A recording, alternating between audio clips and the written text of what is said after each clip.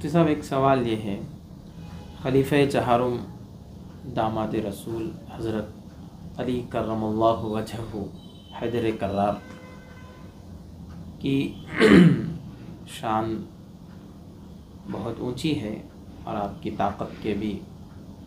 واقعات سنتے سناتے رہتے ہیں لوگ۔ ایک بات عوام الناس میں یہ ہے کہ خیبر کا دروازہ، جس دروازے کو ایک جماعت مل کر بھی اٹھا نہیں سکتی، وہ دروازہ حضرت علی رضی اللہ تعالیٰ عنہ نے تنہا اس کو اٹھا کر پھینک دیا، اور یہ بات عوام میں مشہور ہے۔ تو یہ واقعہ درست ہے؟ اس سلسلے میں صحیح بات تو صحیح سند سے ثابت نہیں ہے کہ صحیح حدیث سے حضرت علی رضی اللہ تعالیٰ عنہ خیبر کا دروازہ، بعض روایتوں میں آتا ہے کہ صحابہ جو ہے 7 صحابہ مل کر بھی اسے نہیں اٹھا سکتے، وہ دروازہ حضرت علی رضی اللہ تعالیٰ عنہ نے ایک ہاتھ سے اٹھا کر اسے ڈھال بنایا۔ چنانچہ ایک روایت ہے، رأیتنی فی نفر من سبعۃ انا ثامنہم نجہد علی ان نقلب ذلک الباب فما استطعنا ان نقلبہ۔ ایک راوی نقل کرتے ہیں کہ بھئی ہم 8 لوگ مل کر بھی وہ دروازہ ہٹا نہیں سکے جو حضرت علی نے ایک ہاتھ سے ہٹا دیا۔ اور بعض روایتوں میں ہے کہ فلم یحملہ 40 رجلا، 40 لوگ مل کے اس دروازے کو ہٹا نہیں سکے۔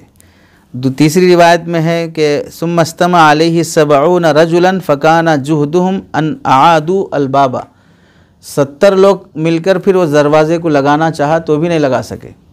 تو مختلف طرح کی روایتیں ہیں، کہیں 8 کا ذکر، کہیں 40 کا، کہیں 70 کا، سب روایتیں ضعیف ہیں، تمام روایتیں ضعیف ہیں کہ حضرت علی رضی اللہ تعالیٰ عنہ خیبر میں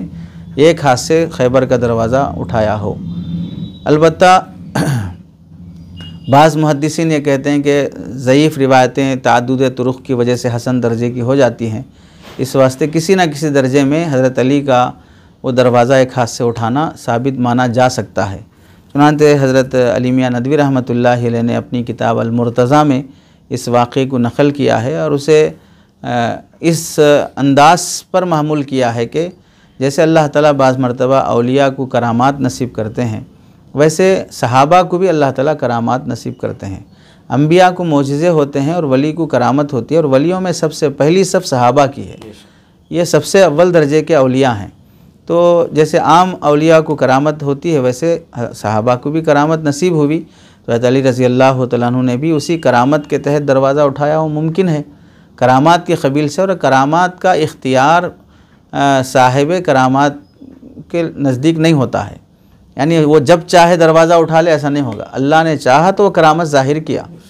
تو وہ ایک کرامت کے درجے کی بات ہوگی، لیکن احادیث سے تو یہ ثابت ہے کہ وہ ضعیف درجے کی روایتیں ہیں ایک ہاتھ سے اٹھانے کی، اور اگر مانا جائے تو پھر وہ کرامت کے درجے کی بات ہوتی ہے۔ کرامت میں خود بزرگ اور ولی کا اختیار نہیں ہوتا ہے، اس واسطے اس سلسلے میں یہی کہا جائے گا کہ ثابت ہے لیکن ضعیف روایات سے ہے۔